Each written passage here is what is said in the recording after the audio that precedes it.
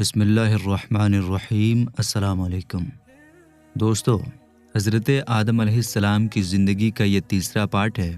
اس part میں ایک سوال اٹھتا ہے کہ جب اللہ تعالیٰ نے فرشتوں کو حکم دیا کہ حضرت آدم علیہ السلام کو سجدہ کرو تو فرشتوں نے تو سجدہ کر لیا، لیکن ابلیس فرشتہ تو تھا ہی نہیں، پھر اسے سجدہ نہ کرنے کی سزا کیوں ملی؟ اس کا جواب یہ ہے کہ سجدے کا حکم صرف فرشتوں کو ہی نہیں بلکہ ابلیس کو بھی دیا گیا تھا، جیسا کہ اوپر قرآن آیت میں صاف طور پر بتایا گیا ہے۔ ابلیس نے حضرت آدم علیہ السلام کو سجدہ نہ کر کے کئی بڑے گناہ کیے۔ نمبر 1، اللہ تعالیٰ کے حکم کی نافرمانی کی۔ نمبر 2، اللہ کے نبی حضرت آدم علیہ السلام کی عزت کو نہیں مانا۔ نمبر 3، ان کی توہین کی، یعنی انہیں خود سے کمتر سمجھا۔ نمبر 4، ان کے مقابلے میں گھمنڈ کیا۔ نمبر 5، ان کی بڑائی اور درجے سے جلن کی۔ نمبر 6، نیک اور اللہ کے قریب لوگوں یعنی فرشتوں سے الگ راستہ چنا۔ ان گناہوں کی سزا یہ ملی کہ اس کی ہزاروں سال کی عبادت برباد ہو گئی۔ جو فرشتوں کا استاد کہلاتا تھا وہ درجہ بھی چھن گیا، اللہ کی بارگاہ سے دھتکارا گیا اور ذلیل ہو کر نکال دیا گیا۔ اس نے توبہ کرنے کے بجائے اللہ سے لڑنے کا رویہ اپنایا، اس لیے قیامت تک اس پر لعنت ڈال دی گئی۔ قرآن مجید میں الگ الگ جگہ اس سزا کا ذکر ہے۔ سورہ اعراف میں ہے، جس کا ترجمہ ہے تو یہاں سے اتر جا، پس تیرے لیے جائز نہیں کہ تو اس مقام میں تکبر کرے، نکل جا، بے شک تو ذلت والوں میں سے ہے۔ سورہ ہجر میں ہے، جس کا ترجمہ ہے تو جنت سے نکل جا کیونکہ تو مردود ہے اور بے شک قیامت تک تجھ پر لعنت ہے۔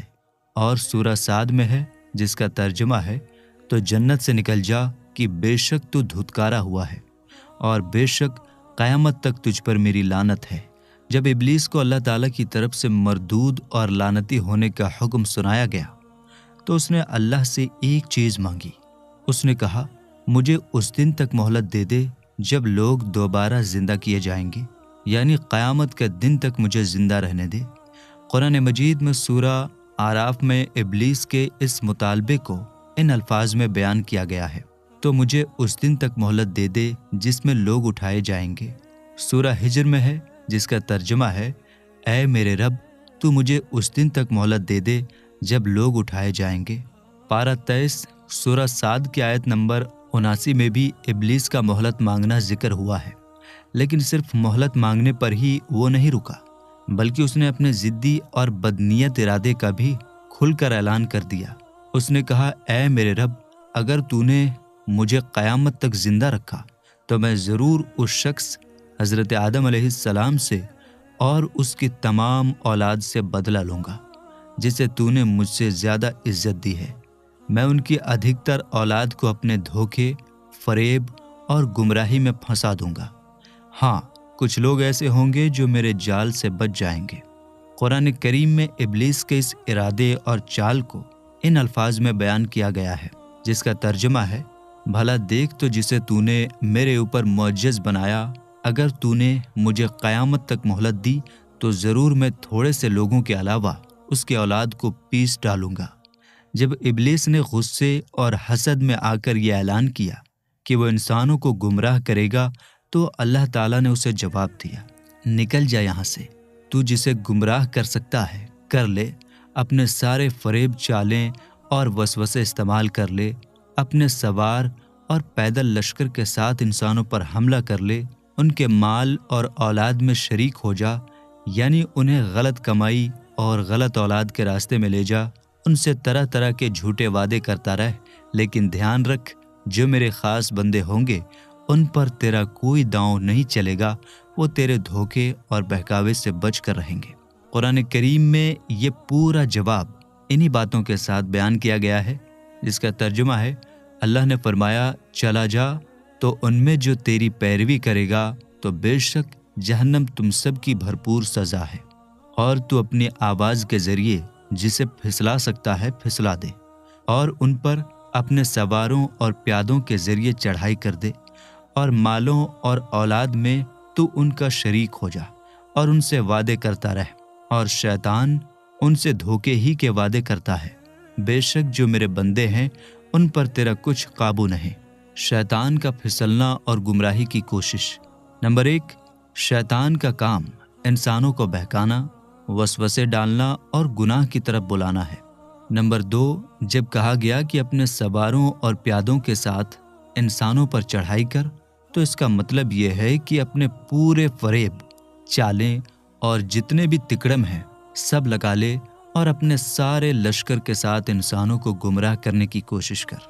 نمبر 3، جب کہا گیا کہ مال اور اولاد میں شریک ہو جا، تو اس کا مطلب یہ نہیں کہ وہ سچ میں کسی کے مال یا اولاد کا حصہ بنتا ہے، بلکہ اس کا مطلب یہ ہے کہ جہاں بھی مال یا اولاد سے جڑا کوئی گناہ ہوتا ہے وہاں شیطان شامل ہو جاتا ہے۔ جیسے سود، بیاج لینا، حرام طریقے سے پیسہ کمانا، بیجا چیزوں میں پیسہ اڑانا، زکوٰۃ نہ دینا، یہ سب مال کے گناہ ہیں جن میں شیطان کی شرکت ہوتی ہے۔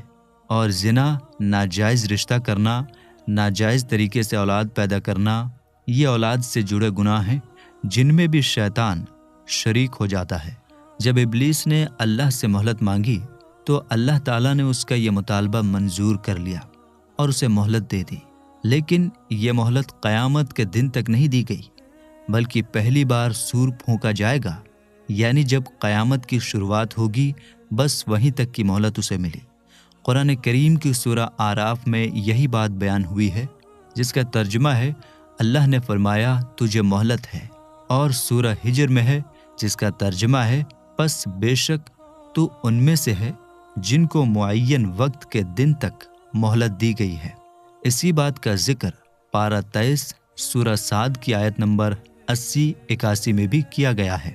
یہاں جو معین وقت یعنی طے شدہ وقت کہا گیا ہے، اس سے مراد وہ وقت ہے جب پہلی بار سور پھونکا جائے گا، یعنی جب قیامت کی شروعات ہوگی اور پہلی بار حضرت اسرافیل علیہ السلام سور پھونکیں گے، تو جس طرح باقی سب کو موت آئے گی، اسی طرح ابلیس کو بھی موت آ جائے گی۔ جب ابلیس کو مہلت مل گئی تو اس نے اپنے خطرناک ارادوں، عزائم کا کھل کر اظہار کیا۔ نمبر 1، میں تیرے بندوں کا ایک حصہ ضرور لے لوں گا، یعنی بہت سے انسانوں کو اپنا کہنا ماننے والا بنا لوں گا۔ نمبر 2، میں لوگوں کے دل میں لمبی عمر کی تمنا، دنیا کی لذتوں اور جھوٹی امیدوں کو ڈالتا رہوں گا۔ نمبر 3، میں انہیں حکم دوں گا تو وہ جانوروں کے کان پھاڑیں گے، یعنی بے وجہ ظلم کریں گے اور عجیب و غریب کام کریں گے۔ نمبر 4، وہ اللہ کی بنائی ہوئی چیزوں میں تبدیلیاں کریں گے، جیسے کہ فطرت اور شکل و صورت کو بدلنا وغیرہ۔ نمبر 5، میں تیری سیدھی راہ پر بیٹھ جاؤں گا اور لوگوں کے آگے پیچھے، دائیں بائیں سے آ کر انہیں شک، وسوسے اور گناہوں میں ڈالنے کی پوری کوشش کروں گا۔ زیادہ تر لوگ تیرا شکر ادا کرنے والے نہیں رہیں گے۔ نمبر 6، میں تیری نافرمانی، گناہ کو لوگوں کے سامنے خوبصورت اور من بھانے والا بنا کر پیش کروں گا۔ نمبر 7، میں تمام لوگوں کو گمراہ کر دوں گا سوائے تیرے خاص اور چنے ہوئے بندوں کے، ان پر میرا کوئی بس نہیں چلے گا۔ چنانچہ سورہ نساء میں ہے جس کا ترجمہ ہے اور اس نے کہا میں ضرور تیرے بندوں سے مقررہ حصہ لوں گا، اور میں ضرور انہیں گمراہ کروں گا اور انہیں امیدیں دلاؤں گا، اور انہیں حکم دوں گا تو یہ ضرور جانوروں کے کان چیریں گے، اور میں انہیں ضرور حکم دوں گا تو یہ اللہ کی پیدا کی ہوئی چیزیں بدل دیں گے۔ سورہ اعراف میں ہے جس کا ترجمہ ہے شیطان نے کہا مجھے اس کی قسم کہ تو نے مجھے گمراہ کیا، میں ضرور تیرے سیدھے راستے پر لوگوں کی طاق میں بیٹھوں گا، پھر ضرور میں اس کے آگے اور ان کے پیچھے اور ان کے دائیں اور ان کے بائیں سے ان کے پاس آؤں گا، اور تو ان میں سے اکثر کو شکر گزار نہ پائے گا۔ سورہ ہجر میں ہے جس کا ترجمہ ہے اس نے کہا اے رب میرے، مجھے اس بات کی قسم کہ تو نے مجھے گمراہ کیا، میں ضرور زمین میں لوگوں کے لیے نافرمانی خوشنما بنا دوں گا، اور میں ضرور ان سب کو گمراہ کر دوں گا سوائے ان کے جو ان میں سے تیرے چنے ہوئے بندے ہیں۔ اور سورہ صاد میں ہے جس کا ترجمہ ہے اس نے کہا تیری عزت کی قسم، ضرور میں ان سب کو گمراہ کر دوں گا مگر جو ان میں تیرے چنے ہوئے بندے ہیں۔ سورہ ہجر کی آیت 39 میں ابلیس نے گمراہ کرنے کی بات کو اللہ تعالیٰ کی طرف جوڑا۔ اس کی دو باتیں سمجھ میں آتی ہیں۔ نمبر ایک، یا تو شیطان نے یہ بات اس لیے کہی کہ وہ خود کو مجبور سمجھ بیٹھا تھا، یعنی یہ سوچ لیا کہ میرے پاس کوئی اختیار نہیں، جو کچھ ہوا اللہ کی طرف سے ہوا۔ یہ اس کی بڑی جہالت تھی، کیونکہ اسے خود معلوم تھا کہ جو کچھ اس نے کیا اپنی مرضی سے کیا تھا۔ نمبر دو، یا پھر اس نے جان بوجھ کر بے ادبی اور گستاخی کرتے ہوئے اللہ پر الزام لگایا، یعنی اپنے گناہ کی ذمہ داری خود پر لینے کے بجائے اللہ کو قصوروار ٹھہرایا۔ یہ بات بھی عجیب نہیں لگتی، کیونکہ ابلیس پہلے ہی حضرت آدم علیہ السلام کو کمتر سمجھ کر ایک نبی کی گستاخی کر چکا تھا، اور جو نبی کی گستاخی کرتا ہے آخر میں وہ اللہ تعالیٰ کی بھی کھلم کھلا گستاخی پر اتر آتا ہے۔ جب ابلیس نے اپنے ارادوں کا کھل کر اعلان کیا تو اللہ تعالیٰ نے بھی اسے جواب دیا، جیسا کہ سورہ اعراف میں اللہ تعالیٰ کا ارشاد ہے، جس کا ترجمہ ہے، اللہ نے فرمایا تو یہاں سے ذلیل و مردود ہو کر نکل جا، بے شک ان میں سے جو تیری پیروی کرے گا تو میں ضرور تم سب سے جہنم بھر دوں گا۔ اور سورہ ہجر میں ہے، جس کا ترجمہ ہے، اللہ نے فرمایا یہ میری طرف آنے والا سیدھا راستہ ہے، بے شک میرے بندے پر تیرا کچھ قابو نہیں سوائے ان گمراہوں کے جو تیرے پیچھے چلیں، اور بے شک جہنم ان سب کا وعدہ ہے، اس کے 7 دروازے ہیں، ہر دروازے کے لیے ان میں سے ایک ایک حصہ تقسیم کیا ہوا ہے۔ اور سورہ صاد میں ہے، جس کا ترجمہ ہے، اللہ نے فرمایا تو حق میری طرف سے ہی ہوتا ہے اور میں حق ہی فرماتا ہوں، بے شک میں ضرور جہنم بھر دوں گا تجھ سے اور ان سب سے جو تیری پیروی کرنے والے ہیں۔ جب فرشتوں نے حضرت آدم علیہ السلام کو سجدہ کیا تو علماء نے اس بارے میں 2 طرح کی باتیں کہی ہیں۔ پہلی بات یہ ہے، کچھ علماء کہتے ہیں کہ یہ سجدہ دراصل اللہ تعالیٰ ہی کے لیے تھا اور حضرت آدم علیہ السلام کی طرف منہ کر کے کیا گیا تھا، جیسے ہم نماز میں قبلہ یعنی کعبہ شریف کی طرف منہ کرتے ہیں، لیکن سجدہ اللہ ہی کے لیے کرتے ہیں۔ دوسری بات یہ ہے، کچھ دوسرے علماء کا کہنا ہے کہ یہ سجدہ تعظیم اور عزت دینے کے لیے تھا، اور یہ خود حضرت آدم علیہ السلام کو کیا گیا تھا، اور یہ صرف سر جھکانا نہیں تھا بلکہ سجدہ پوری طرح سے کیا گیا تھا، یعنی پیشانی زمین پر رکھ کر۔ حالانکہ کچھ علماء نے اسے صرف سر جھکانا بتایا ہے۔ علامہ اسماعیل حقی رحمۃ اللہ علیہ نے بہت ہی پیاری بات فرمائی کہ جب فرشتوں کو حضرت آدم علیہ السلام کو سجدہ کرنے کا حکم دیا گیا تو حقیقت میں یہ سجدہ اس نور کی تعظیم کے لیے تھا جو حضرت آدم علیہ السلام کی پیشانی میں چمک رہا تھا، اور وہی نور حضرت محمد مصطفیٰ صلی اللہ تعالی علیہ وآلہ وسلم کا نور تھا۔ اسی طرح امام فخر الدین رازی رحمۃ اللہ علیہ نے بھی فرمایا کہ فرشتوں کو سجدہ کرنے کا حکم اس لیے ملا کیونکہ حضرت آدم علیہ السلام کی پیشانی میں حضور صلی اللہ تعالی علیہ وآلہ وسلم کا نور موجود تھا۔ سجدے کی قسمیں اور ان کے حکم۔ سجدے کی 2 قسمیں ہوتی ہیں۔ نمبر 1، عبادت کا سجدہ۔ یہ وہ سجدہ ہے جو کسی کو معبود سمجھ کر کیا جاتا ہے، یہ صرف اللہ تعالیٰ ہی کے لیے ہوتا ہے اور کبھی بھی کسی اور کے لیے جائز نہیں رہا۔ نمبر 2، تعظیم کا سجدہ۔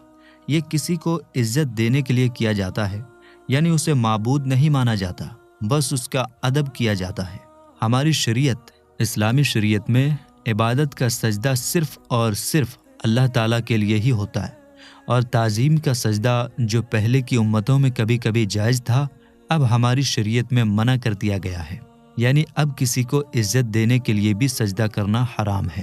اس کائنات میں سب سے پہلے نبی کی تعظیم، ادب اور عزت فرشتوں نے کی تھی۔ اس کے بدلے میں اللہ تعالیٰ نے انہیں اور زیادہ قرب، نزدیکی اور عزت عطا فرمائی، جبکہ سب سے پہلے نبی کی تعظیم سے انکار اور گستاخی، بے ادبی ابلیس نے کی۔ حالانکہ اس کے پاس بہت سارا علم اور عبادت کا تجربہ تھا، پھر بھی اس کی اس گستاخی کی وجہ سے وہ ہمیشہ کے لیے اللہ کی رحمت سے دور کر دیا گیا اور قیامت کے دن جہنم کے عذاب کا حقدار بنا۔ اس سے ہمیں یہ سمجھ میں آتا ہے کہ نبی کا ادب کرنا فرشتوں کا کام ہے، اور جو لوگ نبی کا ادب کرتے ہیں وہ فرشتوں کی راہ پر چلنے والے ہوتے ہیں، اور نبی کی بے ادبی یا گستاخی کرنا یہ ابلیس کا طریقہ ہے۔ اور ایسے لوگ شیطان کے راستے پر چل رہے ہوتے ہیں۔ ہمیشہ یاد رکھنا چاہیے کہ نبی کی تعظیم، ادب اور عزت کرنا فرض ہے، اور ذرا سی بھی بے ادبی یا گستاخی یا نبی کو جھٹلانا یہ بہت بڑا گناہ ہے، یہاں تک کہ کفر ہے۔ ہم دعا کرتے ہیں کہ اللہ تعالی ہمیں اپنے تمام نبیوں اور ولیوں کا ادب کرنے والا بنائے، اور ہمیں ہر طرح کی بے ادبی، بے ادبوں کی صحبت اور ان کے اثر سے ہمیشہ بچائے، آمین۔ اب یہاں ایک سوال اٹھتا ہے کہ جب ابلیس نے کھل کر کہا کہ وہ انسانوں کو گمراہ کرے گا، تو اللہ تعالیٰ نے اسے اسی وقت کیوں نہیں ختم کر دیا تاکہ لوگوں کی گمراہی کا راستہ بند ہو جاتا؟ اس کا جواب یہ ہے کہ اللہ تعالیٰ اگر چاہتا تو ابلیس کو ختم کر دیتا، اور پھر سارے انسان مومن بن جاتے اور صرف اچھے کام کرتے، مگر انسان کو پیدا کرنے کا مقصد یہ تھا کہ اسے نیکی اور بدی دونوں کا اختیار دے کر آزمایا جائے، یعنی انسان خود اپنے ارادے سے چنے کہ وہ کیا کرتا ہے۔ اگر شیطان کو ہی ختم کر دیا جاتا تو یہ آزمائش، امتحان ہی ختم ہو جاتی۔ اس لیے اللہ تعالیٰ نے شیطان کو ختم نہیں کیا، بلکہ اسے ایک وقت تک کی مہلت اور کچھ اختیار دیا تاکہ انسانوں کی اصل آزمائش ہو سکے، جیسے کہ اللہ تعالیٰ نے قرآن میں فرمایا بھی ہے، جس کا ترجمہ ہے، اور شیطان کا ان پر کچھ قابو نہ تھا مگر اس لیے کہ ہم دکھا دیں کہ کون آخرت پر ایمان لاتا اور کون اس کے بارے میں شک میں ہے، اور تیرا رب ہر چیز پر نگہبان ہے۔ خیر اور شر، اچھائی اور برائی کی اس آزمائش کا پورا سسٹم یوں بنا۔ اللہ تعالیٰ نے انسان کی آزمائش کے لیے ایک مکمل نظام بنایا، جس میں اچھائی، نیکی کی طرف بلانے کے لیے اللہ نے اپنے پیغمبر، انبیاء و مرسلین علیہم السلام کو بھیجا، اور پھر انہی پیغمبروں کے نائب، جگہ لینے والے کے طور پر اولیاء اور علماء کو بھی پیدا فرمایا، اور دوسری طرف برائی اور گمراہی کی طرف لوگوں کو کھینچنے کے لیے ابلیس کو ایک طے شدہ وقت تک مہلت اور کچھ اختیار دیے، اور اس کی اولاد ذریت کو بھی پیدا کیا۔ ساتھ ہی انسان کے اندر بھی دو طاقتیں، قوتیں رکھ دی گئیں۔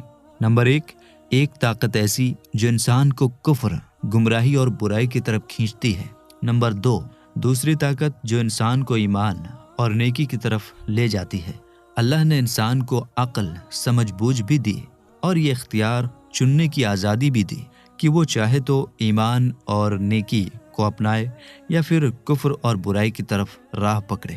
فیصلہ انسان کا اپنا ہوگا۔ جو انسان ایمان اور نیکی کا راستہ چنے گا وہ کامیاب ہوگا، اللہ کی رحمت پائے گا، اور جو کفر اور برائی کو چنے گا وہ ناکام ہوگا اور سزا پائے گا، جیسا کہ اللہ تعالیٰ نے قرآن مجید میں ارشاد فرمایا ہے، جس کا ترجمہ ہے، اور جان کی اور اس کی جس نے اسے ٹھیک بنایا، پھر اس کی نافرمانی اور اس کی پرہیزگاری کی سمجھ اس کے دل میں ڈالی، بے شک جس نے نفس کو پاک کر لیا وہ کامیاب ہو گیا، اور بے شک جس نے نفس کو گناہوں میں چھپا دیا وہ ناکام ہو گیا۔ خلاصہ یہ ہے، ابلیس نے اپنے برے ارادوں کا اعلان کر دیا تھا، اس کے باوجود اللہ تعالیٰ نے اسے مہلت اور اختیار، چننے کی طاقت دی، اور اسے فنا نہیں کیا۔ کیوں؟ اس لیے کہ انسان کا امتحان لیا جائے، یہ دیکھا جائے کہ وہ اللہ کا فرما بردار بنتا ہے یا شیطان کا پیچھا کرتا ہے۔ غور کرنے کی بات اب ہمیں اپنے اوپر سوچنے اور دھیان دینے کی ضرورت ہے، کیا ہم اپنے ایمان اور عمل کے حساب سے اس امتحان میں کامیاب ہو رہے ہیں، یا پھر شیطان کے بہکاوے اور اپنے نفس، دل کی بری چاہتوں کی وجہ سے ناکامی کی طرف جا رہے ہیں؟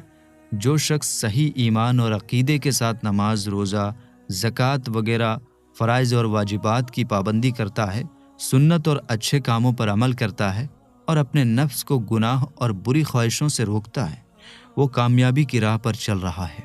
لیکن جو شخص غلط عقیدے پر ہے، نماز وغیرہ جیسے فرض کاموں کو چھوڑتا ہے اور گناہوں میں ڈوبا ہوا ہے، وہ ناکامی اور ہلاکت کی طرف جا رہا ہے۔ اللہ تعالیٰ کے خاص بندوں کو شیطان نہیں بہکا سکتا۔ اللہ تعالیٰ کے جو چنے ہوئے اور خاص بندے ہیں، ان سے مراد پیغمبر، انبیاء علیہم السلام اور بڑے بڑے اللہ والے اور اولیاء کرام رحمت اللہ علیہم ہیں۔ مسلمانوں کا یہی عقیدہ ہے کہ پیغمبر تو معصوم ہوتے ہیں، یعنی ان سے کوئی گناہ نہیں ہوتا، اور اولیاء کرام اللہ کی حفاظت میں ہوتے ہیں، شیطان انہیں گمراہ نہیں کر سکتا۔ ہم دعا کرتے ہیں کہ اللہ تعالی ہمیں بھی انہی نیک بندوں کے صدقے شیطان اور اپنے نفس کی برائیوں سے بچائے، آمین۔ امام غزالی رحمۃ اللہ علیہ کا فرمان، صوفیوں کے نزدیک شیطان سے لڑنے اور اسے ہرانے کے 2 طریقے ہیں۔ نمبر 1، اللہ تعالیٰ کی پناہ لینا، یعنی ہمیشہ اللہ سے مدد مانگنا کہ شیطان سے بچا لے۔ نمبر 2، ہر وقت تیار رہنا، شیطان سے لڑنے اور اس کی چالوں کو ناکام کرنے کے لیے ہمیشہ چوکنا رہو۔ علماء کا تجربہ بتاتا ہے کہ شیطان پر قابو پانے کے 3 طریقے ہیں۔ نمبر 1، شیطان کی چالوں کو سمجھو۔ جب تمہیں یہ معلوم ہو جائے گا کہ وہ کس طرح دھوکہ دیتا ہے تو تم اس سے بچ جاؤ گے۔ جیسے چور کو جب پتہ چل جائے کہ گھر کا مالک جاگ رہا ہے تو وہ بھاگ جاتا ہے۔ نمبر 2، شیطان کی باتوں کو بالکل توجہ نہ دو۔